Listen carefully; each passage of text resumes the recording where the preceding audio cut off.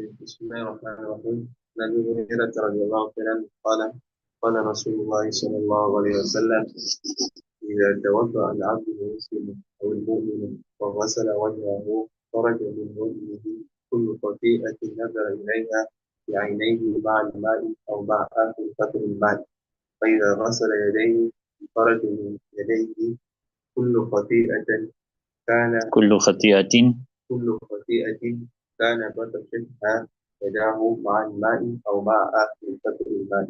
فإذا غسل رجليه خرج كل خطيئة مشتها رجلاه مع الماء أو مع آخر قطر الماء حتى يخرج نقيا من الذنوب. رواه مسلم. Bismillah ar-Rahman ar-Rahim. This hadith is from Abu Hurairah radiallahu anhu. It says that Nabi Kareem sallallahu alaihi wasallam says, when a believing slave makes wuzu or a mu'min makes wuzu, then he washes his face, then all the sins which he looked towards with his eyes will come out from his face with the water or with the last drop of the water. Then when he washes his hands, then all the sins that he held with his hands will come out from his hands with the water or with the last drop of water. Then when he washes his feet, then all the sins which his feet step towards will come out from his feet with the water or with the last drop of water until he comes out clean and pure from sins. Right. So this hadith is self-explanatory. There is one thing here. They say that when a person washes when the sins come out from the eyes, right? All the sins that he committed with the eyes when he washes his face, and when the sins come out from the all the sins that he committed with his eyes, then automatically it will also come out for the sins that he committed with his nose or with his tongue will also come out, right? And the other point that's mentioned here is that the sins with the mouth will come out when he gargles, and the sins with the nose will come out when he washes the nose. Right, read.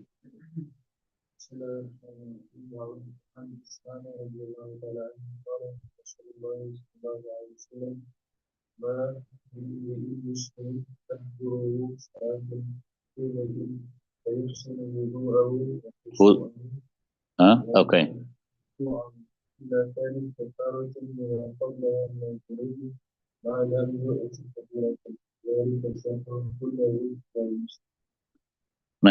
From Usman radiallahu, he said, Nabi Kareem sallallahu says there's no Muslim person where a Farz Salah comes to him, in others a Farz Salah time comes up, then he makes proper wuzu and he makes proper Salah with khushu and concentration and with ruku, except that this is a compensation or a kafara for that which is before it from the sins, as long as he doesn't do a major sins, and that will continue for his entire life.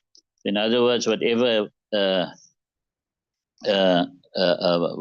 all our farz salah, when we make proper wuzu and we recite the salah properly, then all the sins gets wiped out, and this will continue as long as you're reciting the farz salahs. Right, so here they got here now. What does it mean by khushu'? Khushu' means that your limbs also you are, and with your heart you are concentrating. How your limbs are focused, are done in the sunnat way. You are doing all the postures proper in a sunnat way, and your heart is also concentrating. And then Qazi Iyaz rahmatullah alayhi says that ruku is a speciality of this ummah. So this is a special sign of this ummah that they also got ruku. The other ummahs didn't have ruku. Right. Right. بسم الله الرحمن الرحيم. عنه رضي الله تعالى عنه أنه توضأ فأفرغ على يديه ثلاثا ثم تمضمض واستنثر ثم غسل وجهه ثلاثا ثم غسل يده اليمنى إلى المرفق ثلاثا ثم غسل يده اليسرى إلى المرفق ثلاثا ثم مسح برأسه ثم غسل رجله اليمنى اليمنى ثلاثا ثم اليسرى ثلاثا ثم قال رأيت رسول الله صلى الله عليه وسلم توضأ نحو وضوء هذا ثم قال من توضأ وضوء هذا ثم يصلي ركعتين لا يحدث نفسه فيهما بشيء غفر له ما تقدم من ذنبه متفق عليه ولفظ البخاري. Right. There's also an hadith from Hazrat Usman radiallahu anhu. He said that whoever makes wuzu, then he pours upon his hand 3 times. Then he gargles his mouth, then he cleans his nose. Then he washes his face thrice. Then he washes his right hand until the elbows thrice. Then he washes his left hand until the elbows thrice. Then he makes masa of his head. Then he washes his right foot thrice. Then he washes his left foot thrice. Then he said, so this is actually showing here, right? The Usman radiallahu anhu is actually showing how he made wuzu. So I gave the wrong translation. Then he poured upon, so he showed how to make wuzu. You understand it? So then he washed his left foot thrice. Then he said, I saw Nabi Karim make wuzu, just like this wuzu of mine. Then he said, whoever makes this wuzu, just like this wuzu of mine, then he recites 2 rakat salah, and he doesn't bring any thoughts into his mind, then all his past sins will be forgiven. Right. So the point to take out of this hadith here is just that you find that ثُمَّ مَسَحَ بِرَأْسِهِ, then he made masa of his head. Now you see all the other limbs, he got their salasan. He washed his hands thrice, he washed his face thrice, he washed his feet thrice. But when it came to masa, then he only made it once. And this is a proof for the Ahnaf, because they say masa is sunnat once, and Shafi says it is sunnat thrice, right? La yuhaddithu nafsahu, in other words, he doesn't bring any thoughts in his mind. What thoughts? That is thoughts of worldly things. He doesn't bring thoughts of worldly things in his mind while he's reciting the 2 rakat. And it's also meant by this is that those thoughts which are by choice.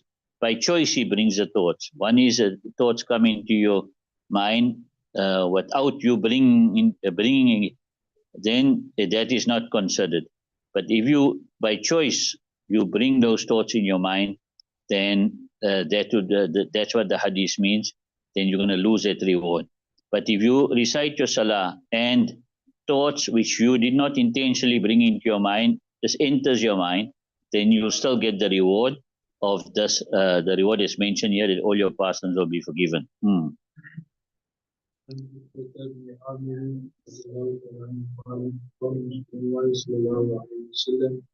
كان المسلم يتوضأ فيغسل وضوءه ثم يقوم فيصلي ركعتين مقبلا عليهما بقلبه ووجهه إلا وجهه وجهه. Right from Uqba ibn Amir said, Nabi Karim says, there is no Muslim who makes wuzu, then he makes proper wuzu. Then he stands up and he recites 2 rakats, facing his heart upon them, and his face. In other words, he makes 2 rakats with concentration, except that Jannah is wajib for that person, right? So what 2 rakats is this? It could be 2 rakats of Tahiyatul Wuzu or Tahiyatul Masjid. Tahiyatul Wuzu, you make wuzu, then you make 2 rakats. It's called Tahiyatul Wuzu. Tahiyatul Masjid, you make when you enter the masjid. Right. Wajabat lahul Jannah. Right. So Jannah will be wajib for that person. What it means here is now that he will get Jannah, and those 2 rakats will feature greatly in his entrance into Jannah. But all his amal will be also checked. All his other amal will be checked, and together with all his amal now, then Jannah will become wajib upon him. Right. Wajib for him. Right. Then we have here now, they say, nevertheless, for a person to recite 2 rakats without bringing any worldly thoughts in, that is not something easy. And therefore, there's this great reward for that. If you can recite 2 rakats with full concentration, without allowing thoughts to come into your mind and just have full concentration, then you are deserving of Jannah. Read. بسم الله الرحمن الرحيم. وعن عمر بن الخطاب رضي الله تعالى عنه قال قال رسول الله صلى الله عليه وسلم ما منكم من أحد يتوضأ فيبلغ الوضوء ثم يقول أشهد أن لا إله إلا الله وأن محمدا عبده ورسوله وفي رواية أشهد أن لا إله إلا الله وحده لا شريك له وأشهد أن محمدا عبده ورسوله إلا فتحت له أبواب الجنة الثمانية يدخل من أيها شاء. هكذا رواه مسلم في صحيحه والحميدي في أفراد مسلم وكذا ابن أثير في جامع الأصول وذكر شيخ مفتي الدين النووي في آخر حديث مسلم على ما رويناه. وزاد الترمذي اللهم اجعلني من التوابين واجعلني من المتطهرين. والحديث الذي رواه مسلم سنة في صحاح من توضأ فأحسن الوضوء إلى آخره رواه الترمذي في جامعه بعينه إلا كلمة أشهد قبل أن محمدا. Right. That is from Umar ibn al-Khattab. He said, Nabi Karim says, there's nobody from you who makes wuzu and he makes proper wuzu. For yublihu, he emphasizes in wuzu, or he makes proper wuzu. For yusbihul wuzu'a. Then he says, Ashhadu an la ilaha illallah wa anna Muhammadan abdu wa rasuluh. And in one riwayat comes, Ashhadu an la ilaha illallah wahdahu la sharika lah wa ashhadu anna Muhammadan abduhu wa rasuluh. So he got wahdahu la sharika in another riwayat, right? Illa futihat, except that the 8 doors of Jannat will be opened up for him. Jannat got 8 doors, right? Jahannam got 7 doors, right? So he may enter from whichever door of these doors he wishes. So now he mentions here, like this, Imam Muslim has mentioned in his Sahih, and Humaydi is also mentioned in Afradi Muslim, and likewise Ibn al-Asir has mentioned this hadith in Jami al-Usul. And Sheikh Muhyiddin al-Nawawi rahmatullah alayh, he mentioned at the end of the hadith of Muslim, upon that which we have narrated. So he's mentioned the same riwayat, and he added there, وَزَادَ التِّرْمِذِيُّ. Imam Tirmizi rahmatullah is added to this, Allahumma ja'alni min at-tawwabin, O Allah, make me from those who make tawbah, waj'alni min al-mutatahhirin, and make me from those who cleanse properly. Right.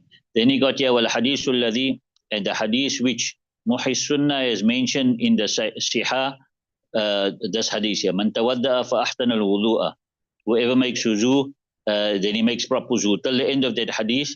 Then Imam Tirmizi rahmatullah has mentioned the same hadith in his Jami, exactly the same, except the word ashhadu qabla anna Muhammadan. So what Imam Tirmizi has done, that if you got here, if you look at this riwayat here, wa anna Muhammadan abduhu wa rasuluh, and Imam Tirmizi got wa ashhadu anna Muhammadan abduhu wa rasuluh. So there's a difference there. You got ashhadu extra there.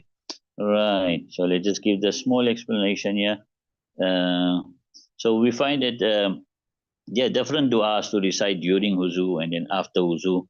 Nevertheless, what is indicated to here is that if anyone reads any of these du'as here, then he will be following the sunnah and he will be getting the reward that that's mentioned. Right. Right. So the 8 doors, right? So he will enter obviously from one door, but out of honor for him, his name will be called out from the 8 doors. Okay, leave it till there.